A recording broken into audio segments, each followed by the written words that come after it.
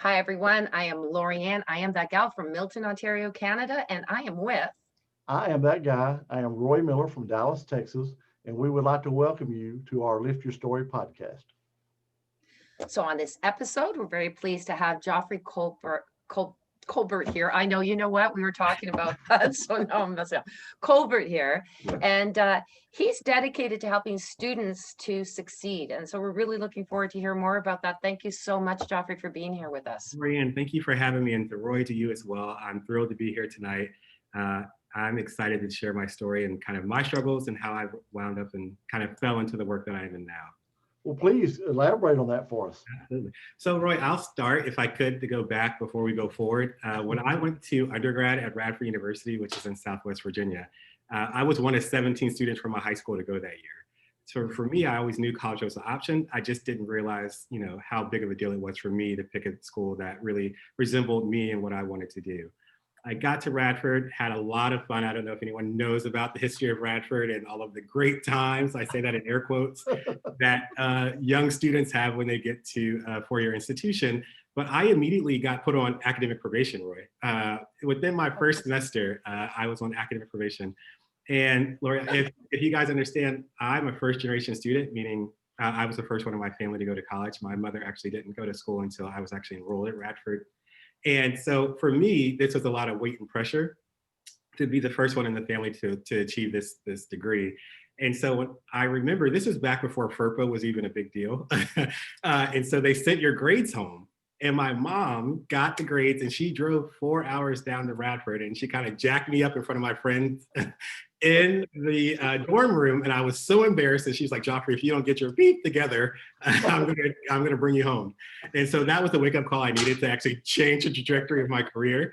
And so I'm grateful to my mother and for all of her support and my academic career, but maybe I was a little fearful as well. But I was able to turn it around. To be honest, when I went to school, I wanted to be a pediatrician. I knew I loved kids. I knew I wanted to help kids. I had no idea of the amount of science I had to take in order to make this a reality. And Lorianne, I'll tell you, I failed every single science course I took at Radford. I'm not kidding you. Tutors wouldn't help me. Nothing worked for me. And then I had a great mentor who kind of shook some sense into me and said, Geoffrey, there are other ways to help students. There are other ways to be a doctor. I know you're interested in graduating, being the first in your family, and you want to go on beyond that. And so there are other ways to do that. And so for me, having that person completely changed my life. Her name is Veronica, and she's still around. We talk almost weekly. But having that mentor to kind of just guide you and help you see life in a different way. And so for me, I've continued to live my life and dedicated my career to helping other students find what that is. I don't know if we always get the privilege of having to do the work that we want to do and it be a passion of ours. And so for me, I get to have that privilege. And so I'm so grateful. So to go back now, did you feel a lot of pressure when you were the first person in your family to going to college? Then all of a sudden your mom goes, "Hey, bud, this isn't cutting it here." Right, absolutely. When they dropped me off to college, my grandmother was there, my grandfather, my brother, you name it, the entire family came to wish me well and to send me off to college. And so moreover, I didn't want to let them down. I didn't want to disappoint them. But I think that's a part of the college experience, finding yourself. So yes, you have a little fun in the beginning, but then you quickly have to figure out how you move forward in life. And so the pressure was enormous. And I think, it's kind of to that, that doesn't break you, it makes you stronger. And that's kind of what helped propel me through my career at Radford. But that pressure turned into support, right? Absolutely. Something that I could not thank anyone for enough. And so now I find myself being to my students, that same pressure. Like, this is really tough love, but I hope the underscoring thing here is love. Like, I'm absolutely there to support you through whatever it may be, whatever obstacle, whether personal or professional, but I'm going to be rough on you just the same as my mother was on me. Well, it sounds like, you went one direction and you made a turn, Yeah. But in that turn, you found your passion. Absolutely. And so now you're working in your passion. Yeah. At the same time, you're creating your own legacy. Yeah, absolutely. So, Roy, when I think about this and what it means to me and how I kind of fell into my passion just by getting in trouble, for me, it means that sometimes we make mistakes and sometimes that's a part of the journey to get to where we need to be. And they're absolutely designed for you to make those mistakes and have those hiccups because it forces you into a place of where you're meant to be. So in my full-time day-to-day, I spend my life working with students who end up getting in trouble now. I kind of in that dean of students capacity. And so that's not as exciting because I only see them when they're in trouble. But for me, it's to help be there to help guide them onto the right track. Again, I think this is a learning opportunity. You get to find yourself in college. And so I just want to make sure that I provide that support and that passion there. So. But, you know, you say you work with kids who are in trouble and all that, but then if you help them out and you see them turn around and become successful. Absolutely. So, you know, that is an incredible feeling. Yeah, absolutely. That's one of my best feelings, Roy. The best feelings. Because I mean, you help somebody change their life. Yeah, yeah, absolutely. So, Roy, when I started at Howard Community College, I ran a black male program. And so I've grown the program. And then when I transitioned into my new role, I've switched it off to someone else as I got promoted. But the goal for me was to help our students understand that they too can be successful, that I did it. I struggled, literally. I'm going to tell you my story. My mom kicked my butt on this. But I was able to figure this out with the right support. And so I want to be that support for you. And so one of my favorite things to do while at commencement, which is our graduation ceremony, I get the privilege of being on stage and handing the tube to the student. So I could show you photos and videos, Roy, of all of my students hugging me as we slow up the line to this full embrace, right? As they move over to shake the president's hand and grab their picture with her. It's just been something that I won't trade for the world. There's no value of money for that. Absolutely not. Absolutely not. I think that is what's most important at the end of the day, seeing that student walk across that stage and see how proud they are of themselves, but also their families who are cheering and honking horns in the crowd. I mean, it's just such, like, Roy, I don't know when I became such a sap, but I cry about everything now. And so I'm trying to hold back the tears as I stand and celebrate them. But I mean, it is just such a monumental occasion. But I mean, I can just imagine being there on that stage, and then you see that person in line waiting for his turn or her turn to come up, and you're thinking about, I can remember when I first saw him or her, they were this and that, and look at now, they're graduated, they're going to succeed, they've got the tools, and you know, and I helped them. You know? Right. Absolutely. So you can imagine our students have so many different things going on for them in their lives, whether it's food insecurities, homelessness. I mean, there's so many different things. And so to see a student overcome all of that while still maintaining a 3.8 GPA, it's amazing. And it's something that I want to celebrate. Roy, I take strength finders every year to figure out, does anything change about me as I get older? And the one thing that remains consistent, I'm a woo. I'm going to celebrate and champion the hell out of you. Regardless of whatever it is, I'm going to be your cheerleader to the end. And so I want to make sure that my students always feel that from me. So do you have, like, you know, for example, say someone that graduated like 5 years ago, you may bump into them or they may give you a call, come by and see you and go, hey, guess what? I've got this awesome job. I've got a great wife. I've got my first babies on the way, you know, and, you know, thank you so much for being there for me and helping me. So social media has really enabled a lot of this. As you know, they move away, they grow up. It's like your children. I say I have 101 children, right? And it's been awesome to get messages and emails about, hey, Mr. G is what they call me. I'm doing well. This is where I'm at. I had a great opportunity to do this. And I'll even tell you another story, Roy. I had a student who just did amazing work and went off to a four-year institution and did brilliant there, but played basketball at our community college. Phenomenal athlete. Returned to just share, you know, I'm looking for opportunity. And Roy, I was able to hire him. And that was something that was beyond me, that was beyond him, and the whole comparison. And so he still works for the college. He works with our men's basketball team, and he is phenomenal. But he was my student first. And so how great is it to see this full circle opportunity to be able to be there to help support and mentor, but then offer him his first opportunity in the real world? You know, I guess the students you deal with are probably pretty diverse as far as, you know, income level, family, you know, maybe in trouble, whatever. You know, I mean, I would think. And, Yeah. and, you know, having that group of people come together, because I mean, they all interact, Sure. right? Mm-hmm. Mm-hmm. And you know, and being able to work with that many different people and them, I think probably in the journey kind of come together as well. Yeah, absolutely. So what's brilliant about this is when I was in my former role, I created this opportunity, this event that was called Stronger Together. And for me, it was to help our students realize we have more commonalities than we did differences with each other.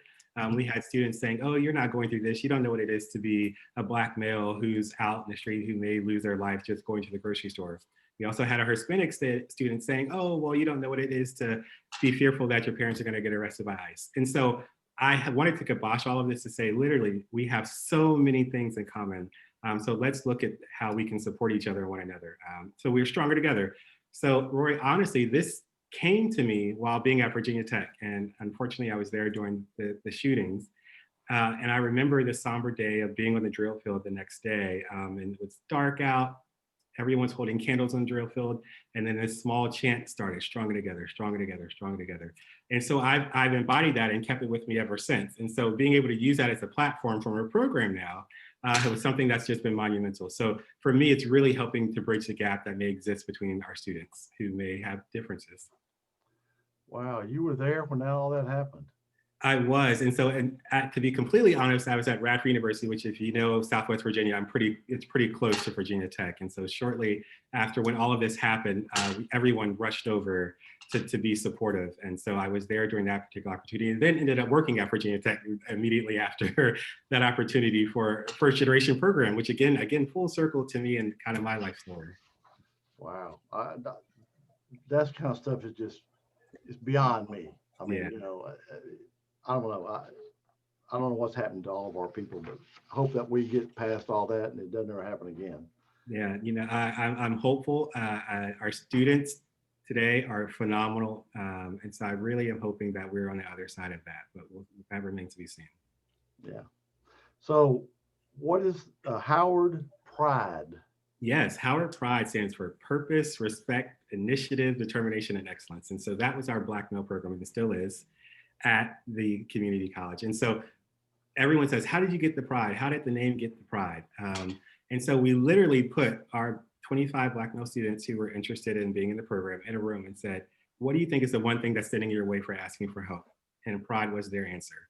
And so we came up with the acronym for what it meant. So these 5 pillars for what they were looking to achieve and what we wanted them to embody as they move through their community college experience with us. And so Howard Pride now, it's just an amazing program with well over 230, 40 students. When it started with just a ceiling of 25 students who were connected to the men's basketball team. Wow. Yeah. Yeah, five times what it started from. Oh gosh, it's just been phenomenal. And you know, everyone's like, how did this happen, Geoffrey? How do we get the students? And honestly, to be honest with you, it truly was, Roy, word of mouth. Like a friend would go grab another friend and say, listen, this is what Mr. G is doing for me. This is what this program's doing for me. They're helping me with my textbooks. They're helping me meet folks. You know, Roy, we decided to figure out, how do we help students beyond this? What are some things? How do we partner with other opportunities, other agencies and departments around campus? And so why not career services? Let's help get some of our students internships. Let's allow them to see this. You know, the problem I was running into when I was working with my students, they all wanted to be NFL stars. They all, you know, I hate to generalize it and overcharacterize it in that manner, but I want you to understand there is a great career there. There's also opportunity for you to be someone who is on the other side of the football, maybe someone who is working to be philanthropic. And so I had to get creative. And so I brought folks in from the Ravens who worked in the back office to showcase, like, this is how you can get it, your passion. You can combine both of them together. And so it was brilliant. We've had a lot of success with it. Now, I don't know, is Radford College or university, is it like a predominantly Black university or? It's not, Roy. And so, Okay. you know, to my point earlier, I wish I would have known where I may have been going. Now, I credit Radford to a lot of my success that I wouldn't have had my mentor, but it was in Southwest Virginia. And so I stayed in the culturally diverse dorm and didn't really realize I was one of the few who looked like me. And so that experience was quite rewarding. I think it also helped prepare me for a lot of different things I may have encountered in my career. And so for me, I think it's important that our students do get a diversity of experience. And so now, I think as you saw in the bio, I've gone to my master's program and now I'm enrolled in my doctoral program at a historically Black college. So I'm excited about that opportunity. So I really had a great mixture in my career about what it means for education. Well, did you, when you were at school, Mhm. was race a really problem when you were in college?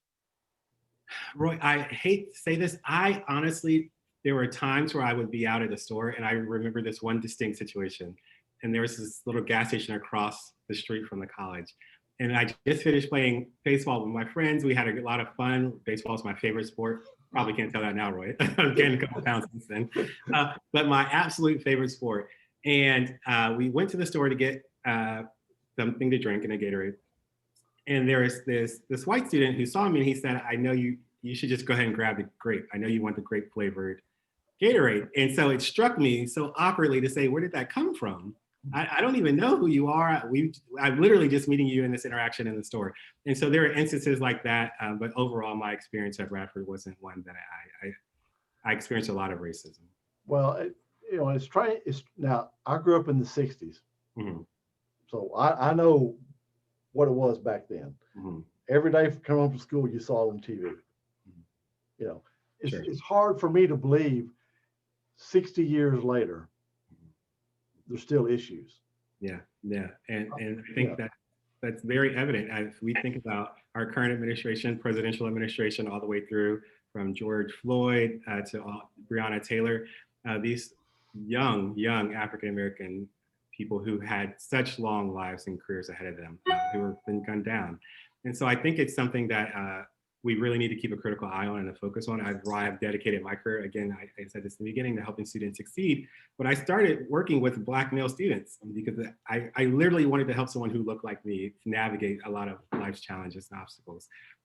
So that you don't have to walk into the 7-Eleven and hear somebody say, go ahead and get the grape juice because that's just what you like or what you're going to want to have, right? There's so many stereotypes that are associated. And so it's a lot of breaking down those barriers. And so for me, Roy, at our institution, we have a lot of conversations and we call them courageous conversations, but it's really to break down the barriers that exist, right? A lot of folks are ignorant to the fact of what may be happening. And so I take the onus to be on me to help have that conversation and start that agenda. Well, yeah, but of course, I'm on the outside looking in, of course, Sure. But, I think, a guy like you who has had success, he's, moving forward, he's, got a bachelor's, a master's, working on a doctorate degree, you're definitely a role model to a lot of people.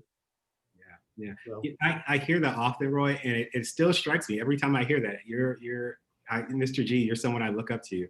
I heard this from a student the other day while I don't work with him directly anymore. He said, Geoffrey, I'm so enamored by the life that you live. And so everyone follows each other on social media. And I often remind them, Roy, what we post on social media is really just our highlight reel. No one's posting that they're having a bad day. No one's posting that I got a flat tire on the way to work and no one wanted to help and stop me and the tow truck took forever. No one posts that. So literally when everyone sees these amazing photos, it probably took me 45 minutes to get this one photo that I posted. And so it's just shaping reality for them. I think a lot of our students, a lot of our youth put too much into social media. And so for me, again, it's just to help break some of that down and help say, so when they say role model, I'm like, listen, this photo is a great photo, but let me tell you the story behind this photo. Let me give you the real nuts and bolts about what happened here. But you work with a group of kids, you're interfacing with them, Yes. But see, you never know about the other people that are in the background that are watching you. Correct. You know what I mean? Correct. They're saying, oh, it's watching, there's Mr. G's doing this, doing that, And even if you're not working directly with them, what you do, they see that and they go, oh, I want to be like him. Yeah, absolutely. And there's a story I have about this, Roy. I remember to this day, my student, he actually just got engaged and I'm thrilled for him and he invited me to his engagement party. This is pre-COVID now.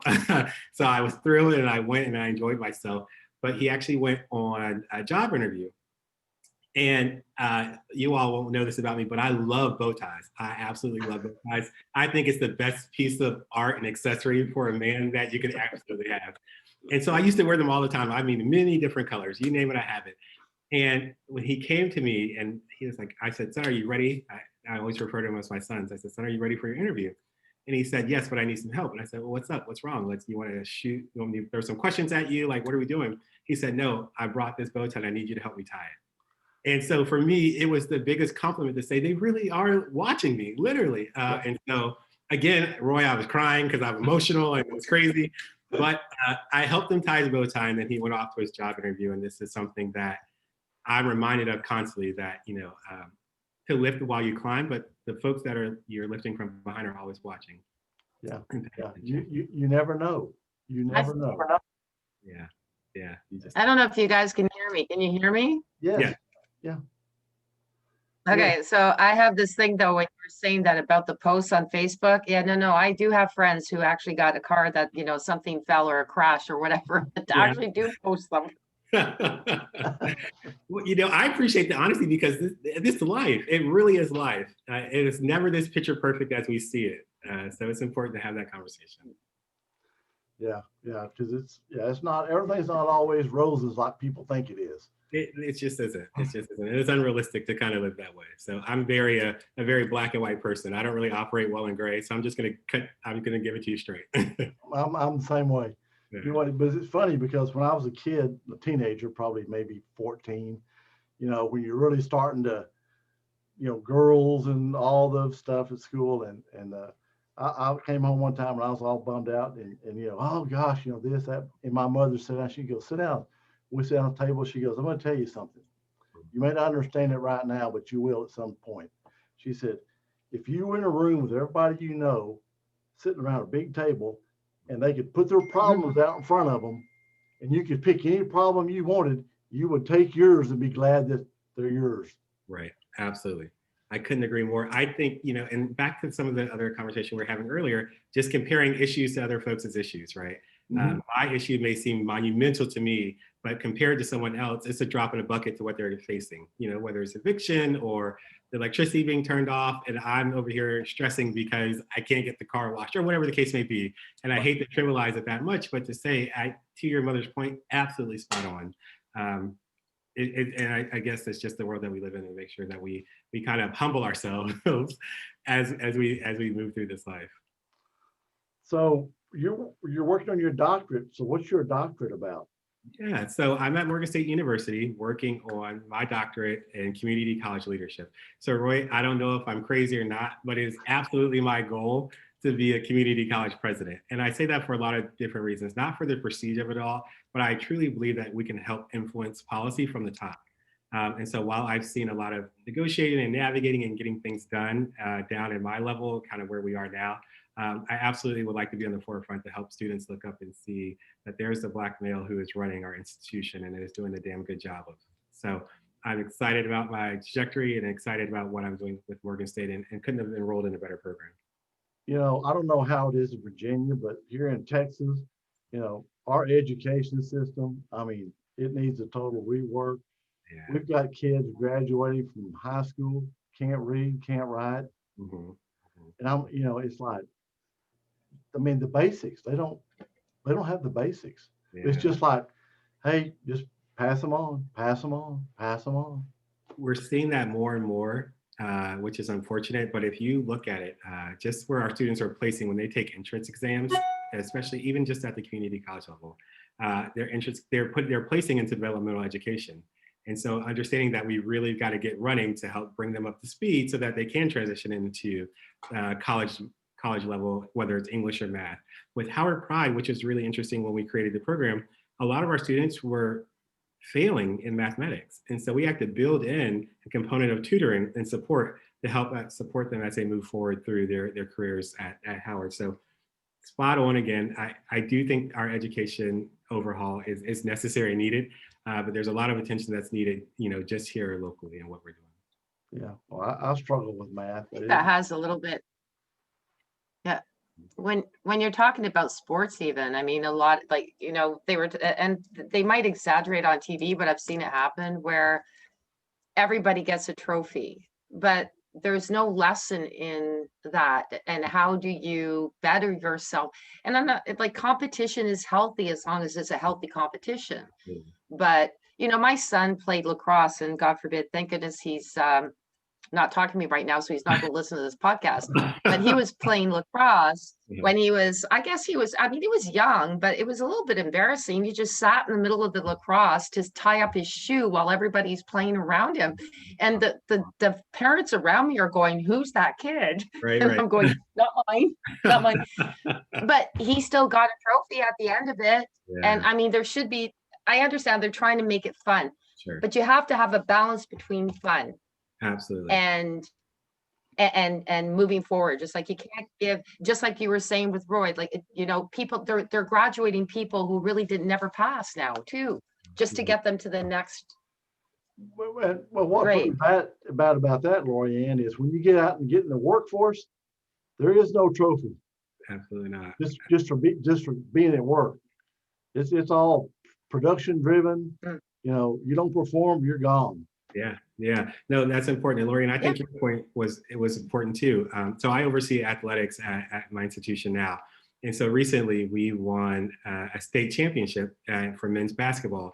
And I remember having a conversation with students who left our institution to go play elsewhere. And then they're like, "Geoffrey, how did you guys do it? How did you guys do it?" And to be completely honest, it's really the leadership of our institution and absolutely with our athletic director and the basketball team. But it was that we were very, very, very competitive.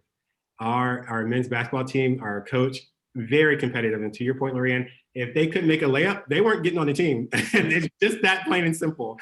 And so we really had a great time, and it was just something thrilling to share. But I was looking at this little thing that I have in my home where I keep some of my little prized possessions. And the championship ring was in there. And I was like, "Oh my gosh, I forgot this was there." And it, you know, I don't wear it out, of course. I think that's a little ridiculous, but it's huge. And I think it just reminds you to the point that competition is absolutely healthy. And it's important that we help our students and folks see that. Well, you know, you say that, but I know really you're sitting with that ring and you're hearing Bruce Springsteen Yeah, saying glory days, right? Listen, Roy, that was one of the photos I posted, right? And so everyone went wild over the photo because the ring is huge. It's absolutely huge. But, you know, probably one of the highlights of my career is like, I shared that baseball was one of my favorite sports and still is, but I really wasn't athletically gifted. And so I never got my own championship ring. And so it's, again, all of this full circle thing, all of these things happening for me in life. And here I am in this position of leadership. And then here I go. I'm like, wow, this is awesome. So. Well, so how can our listeners reach out to you? Yeah, absolutely. I'm excited to chat and talk with anyone. If you can't tell, I love to talk. It's my favorite thing to do, aside from drinking coffee. Coffee is my second favorite thing. But feel free. I absolutely would leave my email address. It's Geoff.Colbert. So GEOFF.Colbert, COLBERT, the number 1 @gmail.com. I love emails. I'm addicted. As you can see, my phone is here right beside me, and work emails are pinging, students are pinging, but it's just the way of life. So I'm working on finding downtime, but absolutely would love to chat with anyone else. So how far away from your doctorate are you? So, Roy, to be honest, I am maybe about another year and a half. Okay. And that's knocking on wood. I wish I could find some around here to say nothing else happens and we could just sail through this process. So I'm looking forward, hopefully maybe by 2024 to be Dr. Colbert. So I'm looking forward to that opportunity. Perfect. Yeah. Did Beautiful. you have anything, Lorianne? No, I don't. I'm just glad that this is not going to be live on Facebook, because I just keep going in and out. But anyway, it's been wonderful. I think this is just so inspiring. Yes, Thank you. I yes. appreciate you both. I think we all have a story to share, and I'm excited to be here and help showcase why I found my career by getting into a little trouble. Well, what I found interesting is you know, your mom coming in there to straighten you out, Yeah. and then with all that energy she had on that, she turned that into energy for support to get you through. Absolutely. I'm telling you, and I credit her for everything. So any type of reward I take, anything where I'm nominated for something, I'm always like, this is from my mom. Like, she literally was that person. And so I don't want to say it in so many words, but I hope to be my mom for somebody else, right? Exactly. My students. And so that's what that is. Yeah. Okay. Nice. Well, thank you very much for coming on. Nicely We said. really appreciate it, and it was extremely nice to meet you. Yeah, likewise. Thank you both. Stay safe. I look forward to chatting with you soon. Okay. Thank you very much. Take care. All right. Bye.